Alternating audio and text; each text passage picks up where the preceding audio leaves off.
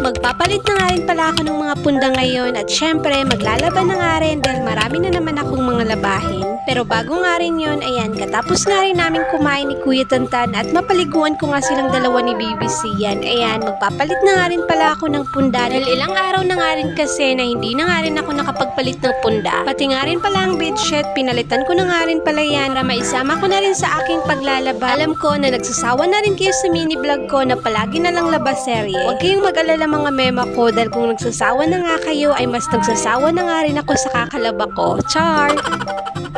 Makaka-relate din naman kayo sa akin mga mema ko, lalo na kung nasa bahay lang kayo, nag-aalaga ng mga wala namang ibang trabaho tayong mga nanay kundi maglaba, magluto, maglinis at mag-alaga sa ating mga anak. Kaya huwag kayong magtaka kung paulit-ulit na lang talaga itong aking mini vlog. Pero nagpapasalamat pa rin talaga ako sa mga patuloy na nanonood ng aking mga mini vlog kahit minsan nakakasawa na nga at paulit-ulit na nga lang. 2 araw na nga rin kasi na hindi na nga rin ako nakapag-upload dahil ang hirap rin kasi mag-isip kung ano ang content. Hindi rin kasi biro kapag gumawa nga ng content dahil alam nyo naman matrabaho talaga dahil katapos mong mag-video, i-editin mo pa at magbo-voice over ka pa. Anyway, natapos na nga rin pala ako sa pagpapalit nga ng mga punda at ayan, malinis na naman ang aming higaan pero maya-maya ay magulo na naman yan at makalat. Fast forward, nang mapatulog ko na nga rin ng 2 bata at katapos ko nga rin maligo, ayan, inasikaso ko na nga rin pala itong aking mga labahan. Kagabi ko pa nga ito binabad at ayan, kinusot ko nga lang muna ito dahil mga damit nga lang ito ng 2 bata. Di rin naman ito masyadong madumi dahil oras-oras nga ay palaging ang nagbibihis itong 2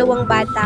Kere lang din naman sa pagkukusot kaya kinusot ko na nga lang din. Katapos kong makusot ang damit ng 2 bata, ayan, magbabanlaw na nga rin pala ako.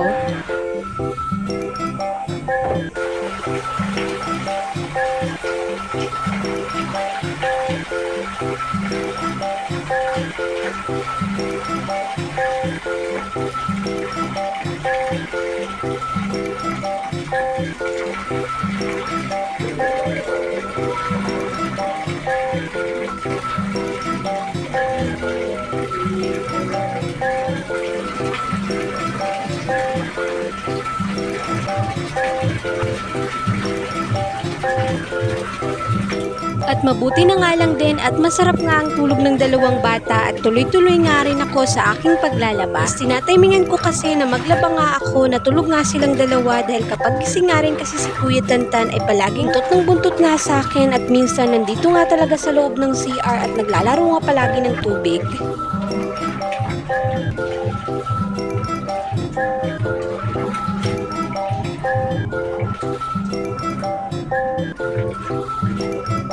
Fast forward, katapos ko nga rin palang makapagbanlaw, ayan, tapos na nga rin pala akong makapagsampay ng mga damit. At kung nakaabot nga rin pala kayo hanggang dito mga mema ko, maraming salamat po. At ayun lang po muna.